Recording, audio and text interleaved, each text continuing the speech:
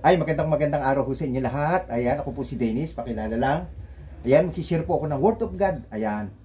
At sa mga kasama ko sa Bible study, magandang araw sa inyo lahat. Ayan. Ano ba i-share ko ngayon sa araw na to? Ang i-share ko po ay nasa 10 utos. Ano po?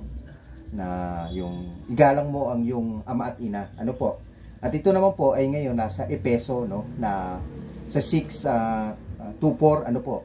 Ito, basahin ho natin, ano? Igalang mo ang iyong ama at ina. Ito ang unang utos na may kalakip na pangakong ikaw ay giginhawa, hahaba ang iyong buhay sa lupa. Mga magulang, huwag kayong gumawa ng mga bagay na ikagagalit ng inyong mga anak. Sa halip, palakihin ninyo sila ayon sa disiplina at katuruan ng Panginoon. O yan, ano, sa ating pong mga anak, ano po, yan, ay, syempre, importante po yung paggalang o yung pagrespeto. Ano po?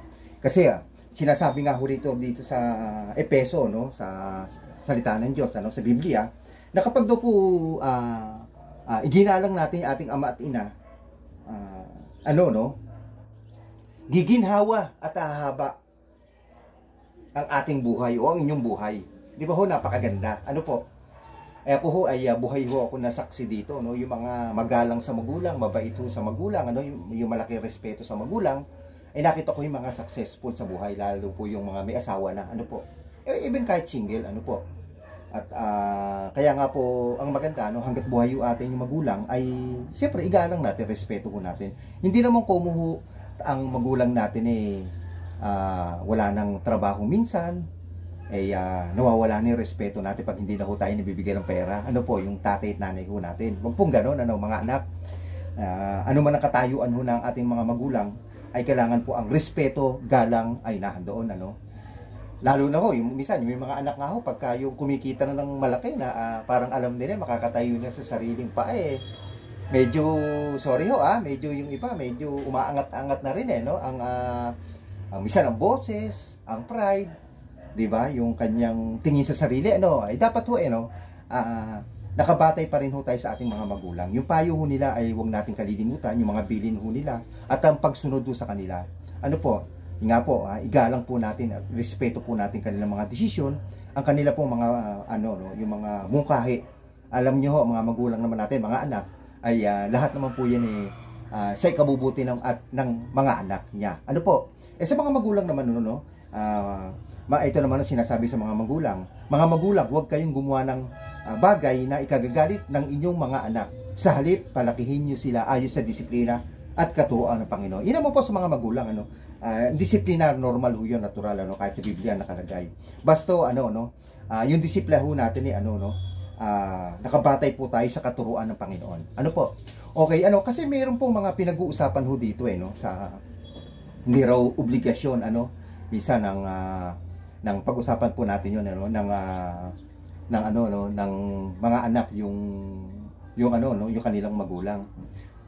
Ako sa akin ho, hindi ho papasa yun, sa akin ho, obligasyon talaga ng anak, lalo na ho po yung mga magulang ay wala na hong trabaho, wala nang kakayahan, o may sakit, may karamdaman, sino ho ba ibang tutulong dyan? 'Di ba? Alam mo, iasa ho natin sa ibang tao. Siyempre, tayo ho mga anak, obligasyon ho natin yan. Yung nga hong aso, di ba? Yung aso, di ba, pag nakakawala at nagtalo ho kayo ng mga inyong kapitbahay, dahil, wari, naka-perwisyo, di ba, sinasabi, obligasyon mo, kayang aso mo na yan. Kasi may alaga ka.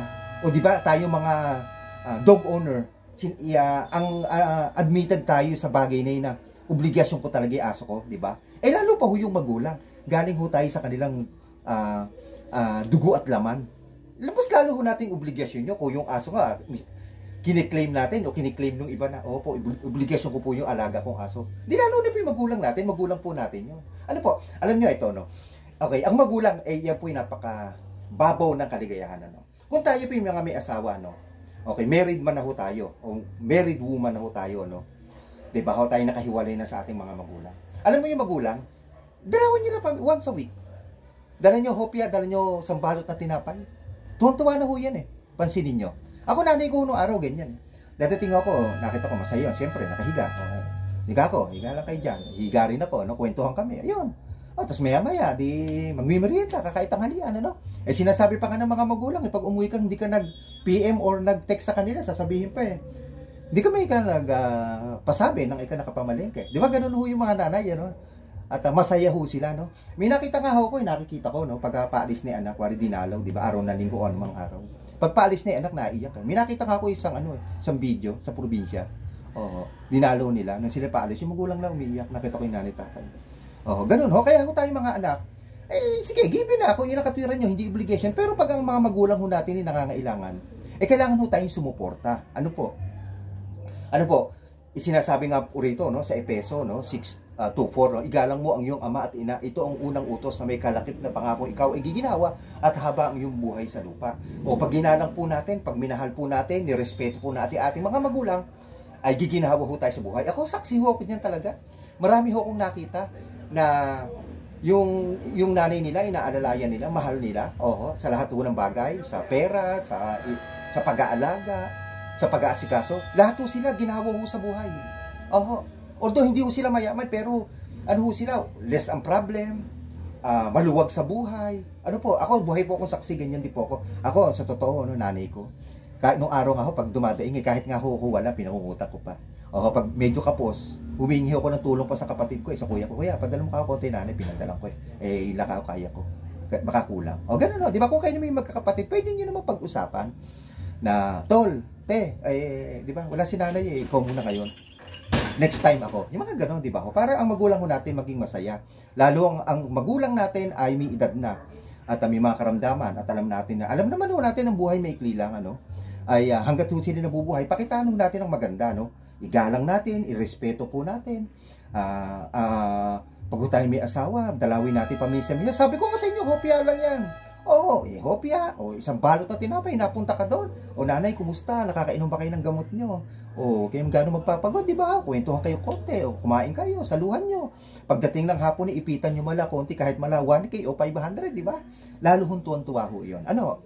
Hindi naman hinihingi ng nanay, yung buong ating tinatangkili ko, yung sinasahod natin, ibibigay natin. Siyempre, alam naman na ating mga magulang na tayo rin may sariling pamilya. Alam naman natin yon na may obligasyon tayo sa ating anak at sa ating mga asawa. Di ba ho? Kaya, pero yung nanay ho natin, siyempre, obligasyon din ho nating mga anak. Ako, yun ang pananaw ko sa buhay. Kagaya nga ho nito, igalang mo ang iyong ama at ina at ito ang unang utos na may kalakip na pangako, ikaw ay giginawa haba ang iyong buhay sa lupa. Pag iginalang, ulitin ko na naman, nirespeto. Minahal po natin ating mga magulang, kinadingan natin, lalo na sa panahon ng kanilang karamdaman, katandaan.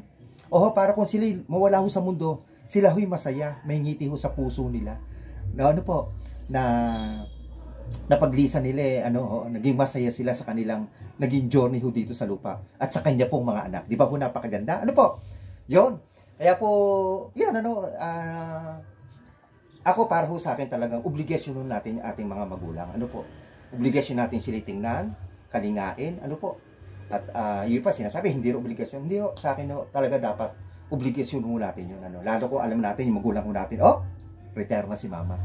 Retire na si papa. May sakit si mama. Si mama madalaw. Yung mga ganon, di ba? Napakaganda. Pag dinalaw natin, igalang natin, dinalaw natin, kinalingan natin yung ating mga magulang, napakaganda po ang kahihinatnan po ng ating buhay. Nga po, ulitin ko, sa Epeso 6:2-4, igalang mo ang iyong ama at ina. Ito ang unang utos na may kalakip na pangako ikaw ay giginawa at hahaba ang iyong buhay sa lupa. Mga magulang, huwag kayong gumawa ng mga bagay na ikagagalit ng inyong mga anak, sa halip, palakihin niyo sila ayon sa disiplina katuruan ng Panginoon. Yun po, kayo po mga anak, igalang po natin, irespeto po ating mga magulang. At sa mga magulang naman, ay yung disiplina natural po, pero siyempre nakabate po tayo sa katuruan ng ating Panginoon. Yun po ang sinasabi. Mga anak, okay? Sana'y nagustuhan nyo aking ating binasa sa Biblia, Okay, maraming salamat po sa inyo. Remind ko lang po, hindi po ako pastor o mga ngaral. God bless po sa ating lahat. Maraming salamat.